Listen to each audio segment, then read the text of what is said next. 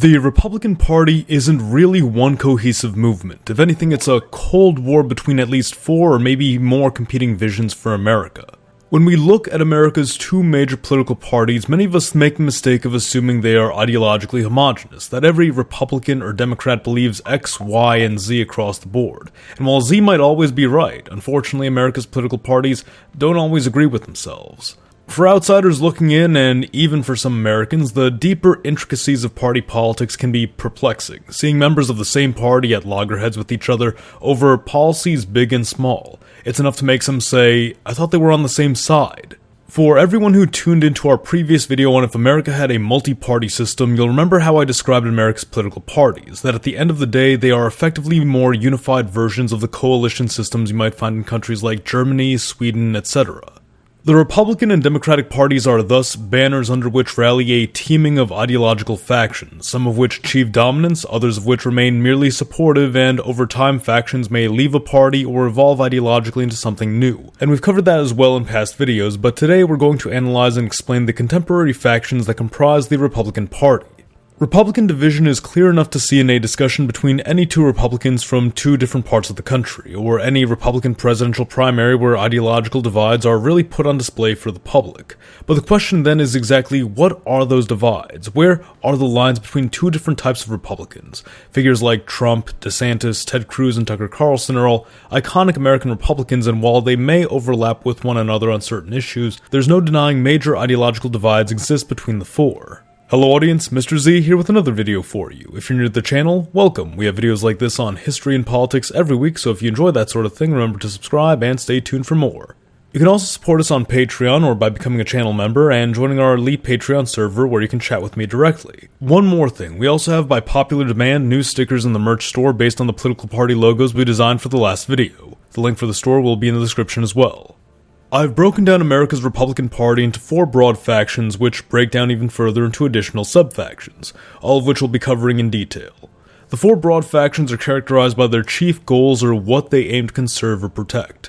These are the nationalists. These are individuals with a strong connection and attachment to the United States from a cultural standpoint, feeling a sense of nationhood and identity tied to being an American which must be preserved from globalism, foreigners, and social degeneration.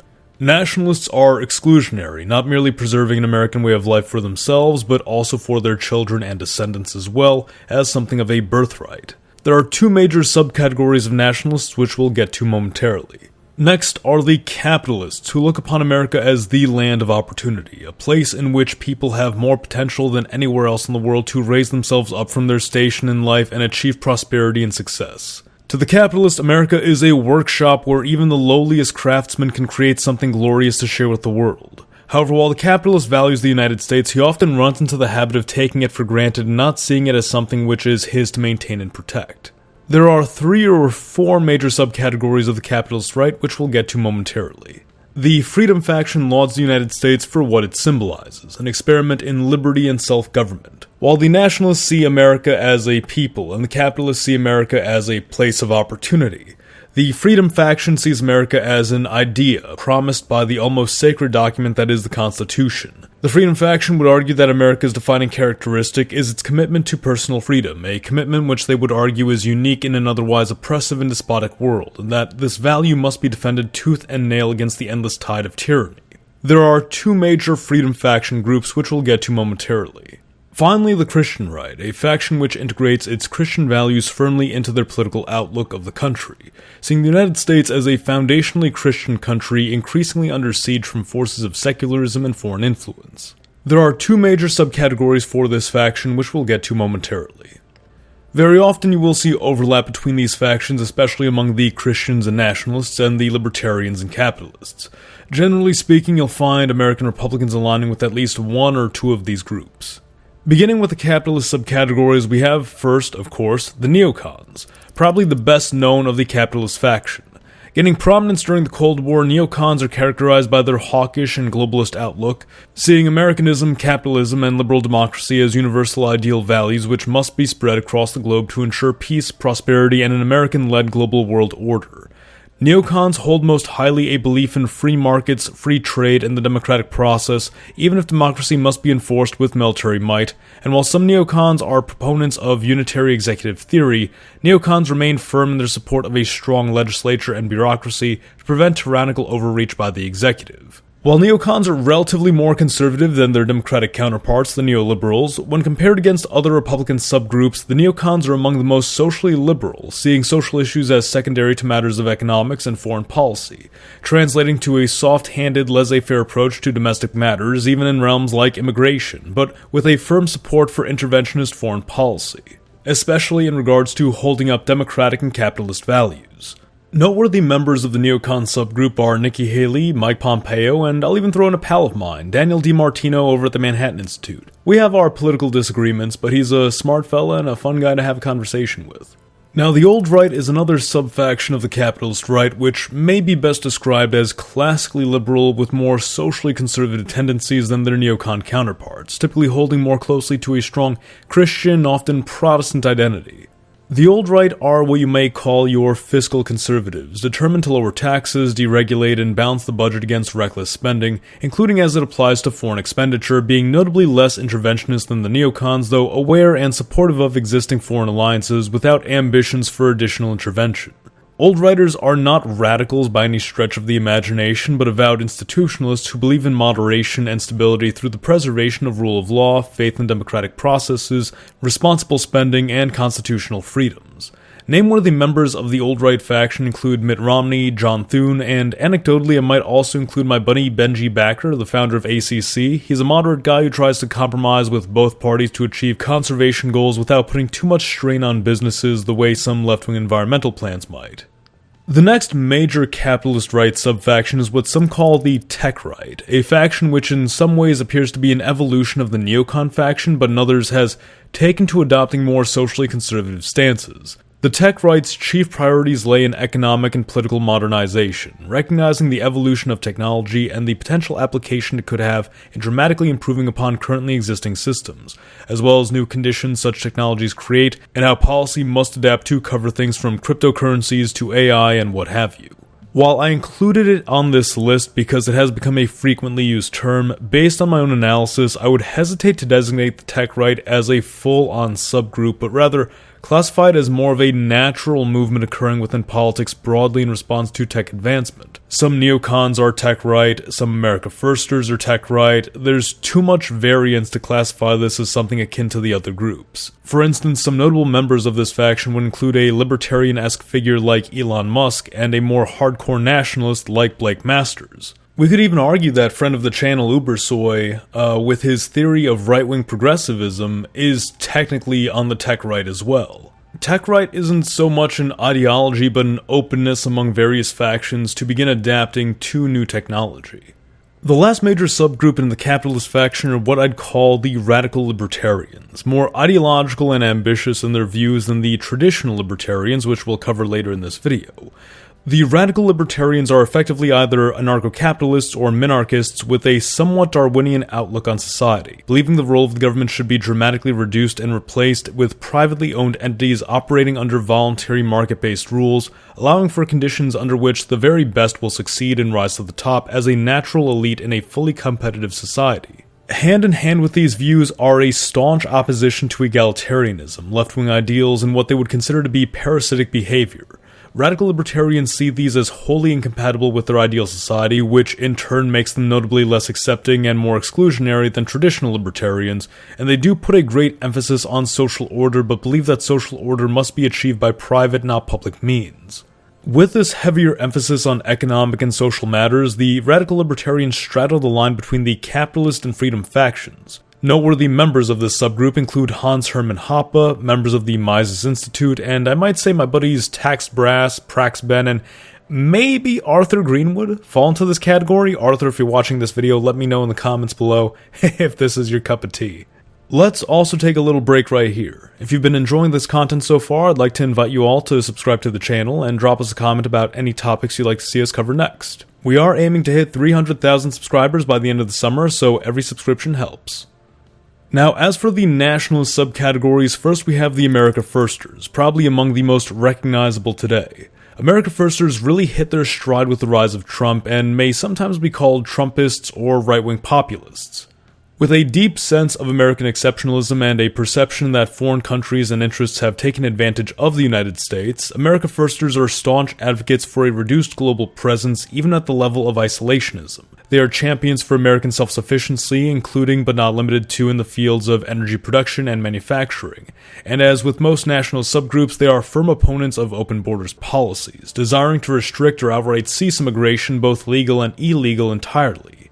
While America Firsters can be fairly race-conscious and regard the United States as a country built on European traditions, any xenophobia tends to aim more toward dramatically foreign cultures seen as incompatible with American values, as well as toward citizens of countries seen as more dangerous or crime-ridden. America Firsters are not above utilizing significant federal power to achieve their political ends. As a matter of fact, they prefer to do so, seeing it as the most practical and effective way of getting policy through to tackle what America Firsters see as urgent issues that need quick solutions. In this sense, America Firsters aren't the biggest fans of legislative supremacy, preferring swift executive action to make America more independent and powerful while improving quality of life for the average American citizen. As you might imagine, support for traditional and Christian values often go hand in hand with this, though it is more concentrated on political rather than cultural outcomes, seeing the latter as downstream from the former. Chief examples of the America Firster subgroup include Donald Trump, Stephen Miller, and I could honestly pick a laundry list of folks I know for this one, but I would shout out my pal from New York and Trump's DHS liaison, Paul Ingrazia. I think he also got nominated for a promotion a little while back, so hey, hopefully he gets that too. The next nationalist subgroup are the Paleoconservatives or Paleocons. Paleocons share with America Firsters a support for strong borders, withdrawal from foreign affairs, and the achievement of American self-sufficiency. However, drawing significantly from Jacksonian tradition, the Paleocons are firm believers in decentralization and a relatively small federal government, albeit with a powerful executive capable of taking action on urgent matters. While America Firsters are more economically pragmatic and concentrated on quality-of-life policy issues, Paleocons fall more squarely into the pro-business camp, opposing perceived government meddling in economic affairs. And insofar as priorities, Paleocons will have a tendency to gravitate toward more social and cultural issues, opposing what they perceive as the rise of woke culture and the threat it poses to traditional values. Paleocons generally align with the America Firster perception of America's European heritage, but tend to be relatively more welcoming in their stance of who can become American through assimilation, adoption of the English language, religious values, culture, etc. Essentially arguing that if anyone comes to the United States, they must cease to be foreign in every which way and become American. That being said, there are a subset of Paleocons who place a greater emphasis on family legacy, particularly as it pertains to white Anglo-Saxon Protestant heritage, but this isn't necessarily the case for most. Key paleoconservative figures include Tucker Carlson, Pat Buchanan, and if I were to guess from the guys I know, I think my pal, fellow content creator Bo Diddle fits the paleoconservative mold pretty well. Of the Freedom faction, the liberal right can best be described as social liberals who have become disenchanted with the so-called woke policy of the left, feeling it too restrictive, authoritarian, and plainly judgmental, and have moved to the right to advocate for personal freedom, especially as it pertains to speech, gun ownership, and business-friendly policies. The liberal right once saw the Democrats on the left as the moderate side of acceptance, reason, and personal freedom. But as social liberalism in the Democratic Party has intensified and in other places given way to neo-progressivism, liberal writers fled for safety under the big tent of the Republican Party, though whether or not they will stay there is yet to be seen. The liberal right opposes identity politics, woke policy, big government, and will often criticize more dogmatic Republicans as being part of the, quote, woke right, for holding so firmly to a national, cultural, or religious identity. Noteworthy members of the liberal right include the likes of James Lindsay, Jordan Peterson, and now, a friend of mine in this category is tough to think of because these fellas tend to disagree with me more than any other faction on this list. I don't know him personally, but I'd probably lump Tim Pool into this category as well. Now, the faction I refer to as true libertarians are the traditional archetype of libertarian I'm sure most of us are familiar with. Small government, pro-gun, pro-business, pro-free speech, staunchly constitutionalist, anti-interventionist, etc. Unlike the radical libertarians, true libertarians are less dogmatic and ideological, with perhaps the best description for their ideology being neo-Jeffersonian or perhaps simply constitutionalist, being socially conservative and typically religious but far more permissive on matters of drug use and LGBT matters in the name of personal freedom. Theirs is a philosophy of live and let live and leave me alone on my property to farm, shoot my guns, etc. While true libertarians oppose government overreach, they don't stretch to the level of desiring abolition of government as some radical libertarians might, simply desiring that the government actually act responsibly in fiscal matters, avoid foreign entanglements, and maintain a minimal role in the daily lives of citizens. Naturally, this extends to the point of abolishing certain federal institutions seen as having excessive power like the ATF, Federal Reserve, and the Department of Education. Key members of this faction include Thomas Massie, Rand Paul, and I'm going to take a wild guess and say fellow YouTuber Wendigoon fits this category pretty well. Now, I haven't spoken with him personally, but he does kind of fit the vibe. Now we move into the final faction, the Christian right, beginning with the Low Churchers. While we could break them down even further into evangelicals and mainline groups, for simplicity's sake, we'll treat them as a unified block defined by a congregational grassroots faith tradition. These are your Baptists, Pentecostals, certain Methodists, Presbyterians, and non-denominationals. Politically active, culturally conservative, and deeply rooted in local community life. Low Churchers view American identity as inseparable from Protestant moral tradition.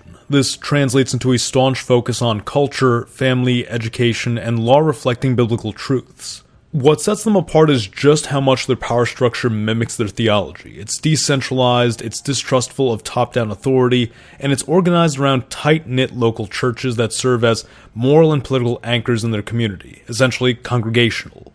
This worldview also translates into their localist political strategies. They champion school board takeovers, push for county-level ordinances on cultural issues, or even state-level policies like the adoption of pro-life measures, etc., seeking to preserve local institutions from the rising tide of secularism, woke ideology, or from foreign faiths, chiefly but not exclusively Islam, which has become an increasing focus for the Low Churchers since the rise of intervention in the Middle East. Noteworthy members of this subgroup include Mike Huckabee, Marjorie Taylor Greene, and anecdotally, maybe we'll say, friend of the channel Redeemed Zoomer. Probably fits into this category pretty well. He's somebody who is a lot less political and a lot more religious insofar as where he stands. So I think this fits him fairly well. And last but not least, we have the High Churchers. While predominantly influenced by Catholicism, this subfaction also includes the likes of the Orthodox, Anglicans, and conservative Episcopalians, among others. Like the Low Churchers, High Churchers concentrate heavily on social and cultural matters as it pertains to their faith, though with a far more top-down approach, maintaining that tight-knit community mindset but extending it far beyond mere congregational levels to society at large. This makes High Churchers significantly more collectivist than their relatively more individualist Low Church counterparts, and we see as much in their support for the federal government to adopt a role in enforcing morality and collective good. Whereas the Low Churchers would deem something like universal health care as socialistic, the High Churchers would call it a moral imperative to care for one's neighbor and fellow countrymen. Likewise, while the Low Churchers may scoff at the idea of the federal government enforcing morality even if it aligns with their views, the High Churchers would argue it's the responsibility of government to shape society in accordance with biblical morality. Noteworthy figures of this group would include Michael Knowles, Clarence Thomas, and as a personal anecdote, my good pal Franco Aurelio. Great guy, strong Catholic values, always a fun fella to have a conversation with. While the inner workings of Republican politics can seem complex and convoluted, I've found you can consistently chalk things up to a question of what is most important to you: faith, nation, freedom, or profit, and everything just sort of flows from that.